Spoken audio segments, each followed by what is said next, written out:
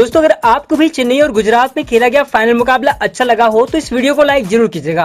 दोस्तों आज आईपीएल का सबसे बड़ा मुकाबला यानी फाइनल मुकाबला और अंतिम मुकाबला था। एक तरफ जहां चतुर कप्तान महेंद्र सिंह धोनी की खतरनाक चेन्नई सुपर किंग्स की टीम थी तो दूसरी तरफ हार्दिक पांड्या की गुजरात की टीम भी कुछ कम नहीं थी। दोस्तों आपको बता दें कि यह मुकाबला रविवार को ही खेला जाना था, लेकिन बारिश की वजह से 28 मई का दिन धुल गया था। बारिश की वजह से रविवार को टॉस भी नहीं हो पाया था, इसलिए अब यह मैच रिजर्व डे यानी आज खेला जा रहा था। आज दोनों ही टीम इस फाइनल मुकाबला को जीतने के लिए पूरी तरह से जी जान झोंक देना चाहती थी। आज दोनों ही टीम के लिए करो या मरो का मुकाबला था। आज जो भी टीम यह मुकाबला जीतती आईपीएल की ट्रॉफी पर उसी का कब्जा होता, इसलिए आज का मुकाबला तो खतरनाक और सांस रोक देने वाला मुकाबला होना ही था। दोस्तों आपको बता दें कि आज फाइनल मुकाबले के लिए दोनों ही टीम ने कोई भी बदलाव अपने टीम में नहीं किया था। वहीं जब टॉस की बारी आई तो आज सोमवार को चेन्नई के कप्तान धोनी ने टॉस जीतकर पहले गेंदबाजी करने का फैसला किया ताकि गुजरात की टीम को कम स्कोर पर रोककर बाद में उसे आसानी से बनाया जा सके। अब दोस्तों ऐसे में यह देखना बेहद ही दिलचस्प था कि टॉस हारकर पहले बल्लेबाजी करते हुए गुजरात के बल्लेबाज कितना बड़ा स्कोर बना सकते हैं।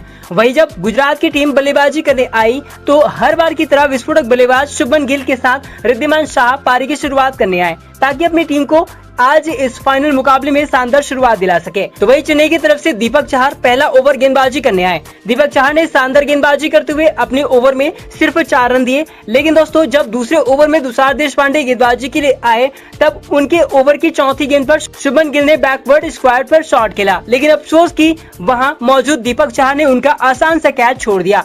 जी हाँ, दीपक चहर के हाथों में आसानी से गेंद आ गई थी, लेकिन गेंद उनके हाथ से लगकर छिटक गई। तब शुभमन गिल 4 रन बनाकर बल्लेबाजी कर रहे थे। दोस्तों चेन्नई सुपर किंग्स की टीम ने शुरुआत में गुजरात के सबसे विस्फोटक बल्लेबाज शुभमन गिल का कैच छोड़ दिया, जो उनसे बेहद बड़ी गलती हो गई थी, क्योंकि मुंबई इंडियंस ने भी शुरुआत में शुभमन गिल का कैच छोड़ दिया था और तब गिल ने शतक ठोक दिया था और गिल की वजह से मुंबई इंडियंस को हार का सामना करना पड़ गया था। दोस्तों शुभमन गिल का कैच छोड़कर चेन्नई को काफी महंगा पड़ सकता था और हुआ भी ऐसा ही, जब शुभमन गिल और रिद्धिमान शाह दोनों ही ओपनर बल्लेबाजों ने फिर इसके बाद चेन्नई की गेंदबाजों की जमकर कुटाई करी और पावर प्ले के यानी सिर्फ 6 ओवर के खेल में अपनी टीम के स्कोर को 62 रनों तक पहुंचा दिया। दोस्तों गुजरात की टीम ने पावर प्ले का शानदार फायदा उठाया और इस बड़े मुकाबले में पावर प्ले को पूरी तरह से अपने नाम कर लिया। दोस्तों गुजरात को जैसे शुरुआत की जरूरत थी वैसे शुरुआत उसे मिल चुकी थी। शाह और गिल की जोड़ी एक बार फिर विरोधी टीम के लिए घातक साबित हो रहे थे। खासकर गिल आज फिर से इस बड़े मुकाबले में शानदार लय में नजर आ रहे थे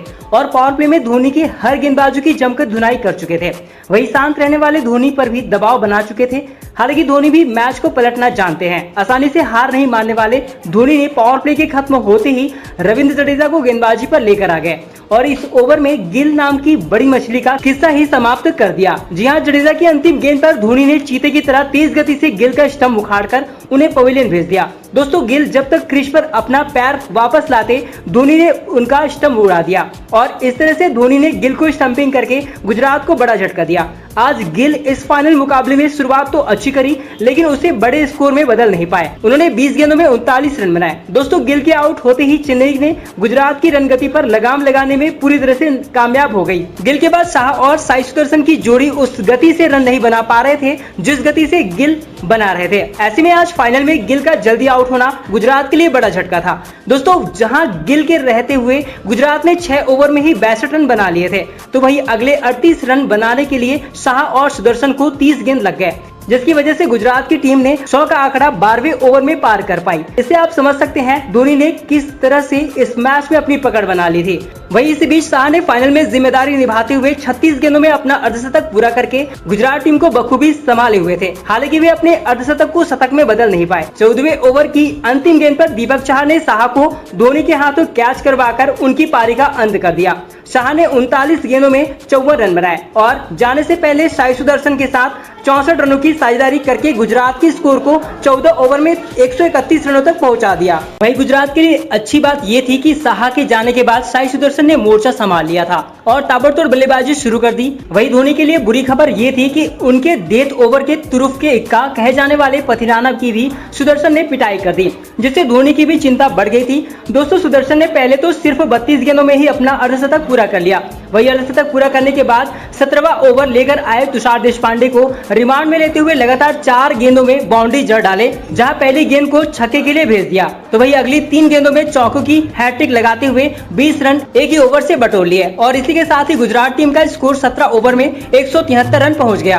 दोस्तों यहां से गुजरात की टीम बड़े आसानी से 200 के पार जाती दिखाई दे रही थी। धोनी के गेंदबाज आज बड़े मौके पर अपनी लाइन लेंथ पर काबू नहीं रख पाए, जिसकी वजह से धोनी का पहले गेंदबाजी करने का फैसला गलत साबित होता दिख रहा था। हार्दिक और सुदर्शन ने तूफानी बल्लेबाजी करते हुए 18 रनों की तूफानी साझेदारी करके चेन्नई के स्कोर को 20 ओवर में 214 रनों के पार पहुंचा दिया। दोस्तों फाइनल मुकाबले में 214 रन किसी भी टीम के लिए एवरेस्ट पहाड़ पर चढ़ने जैसा है।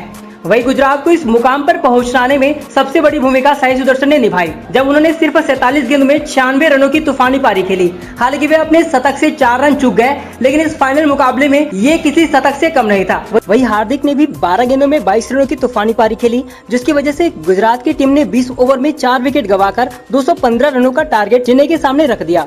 वही दोस्तों जब लक्ष्य का पीछा करने चेन्नई की टीम आई तो 3 गेंद के बाद ही मैदान में बारिश आ गई और खेल को रोकना पड़ गया।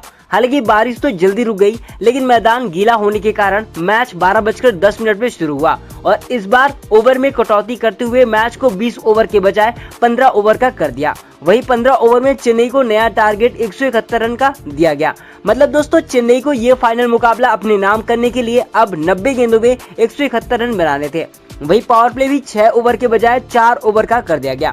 ऐसे में जब दोबारा चेन्नई की ओपनिंग जोड़ी ऋतुराज गायकवाड़ और ड्वेन कानवे बल्लेबाजी के लिए आए तो अब उनके सामने पहले गेंद से बड़ा शॉट खेलने की चुनौती थी, क्योंकि अब गेंद कम था, मतलब हर गेंद पर प्रहार करना ही था। ऐसे में दोबारा बल्लेबाजी करते हुए दोनों बल्लेबाजों ने अटैकिंग बल्लेबाजी करी। शामी के पहले ओवर में जहां एक चौका और एक छक्का जड़कर 10 रन बटोरे, तो वहीं दूसरा ओवर लेकर आए हार्दिक पांड्या को भी नहीं बख्शा।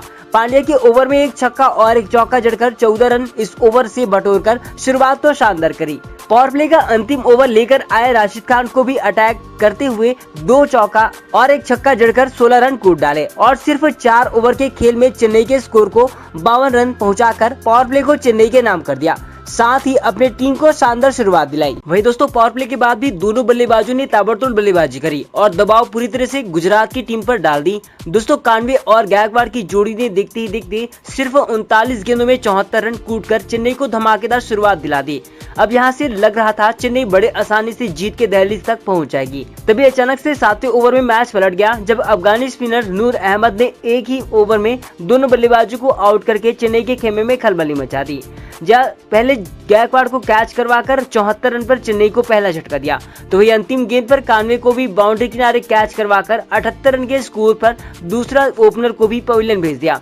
दोस्तों गायकवाड़ ने 16 गेंदों में 26 रन बनाए तो कानवे ने 25 गेंदों में 47 रन। वही इन दोनों के आउट होने पर रहाणे और दुबे बल्लेबाजी के लिए आए और ये दोनों बल्लेबाज चेन्नई की पारी को बखूबी संभाला। आते ही अपने ताबड़तोड़ शॉट खेलना शुरू कर दिया। खासकर रहाणे ने सिर्फ 6 गेंदों में ही 16 रन जड़ चुके थे। वही दुबे अपना पैर जमा चुके थे। दोस्तों चेन्नई को अंतिम 38 गेंदों में 71 रन और बनाने थे। ऐसे में पलड़ा तो चेन्नई का ही भारी था, क्योंकि रहाणे और दुबे जैसे बल्लेबाज तो बल्लेबाजी कर ही रहे थे। साथ ही अभी भी धोनी, रायडू, जडेजा और मोइन अली जैसे बल्लेबाज को आना बाकी था। चेन्नई ने 2 विकेट के नुकसान पर ही 100 का आंकड़ा 90 ओवर में ही पार कर लिया था। ऐसे में अब देखना था क्या गुजरात की टीम कोई चमत्कार कर पाती है या नहीं।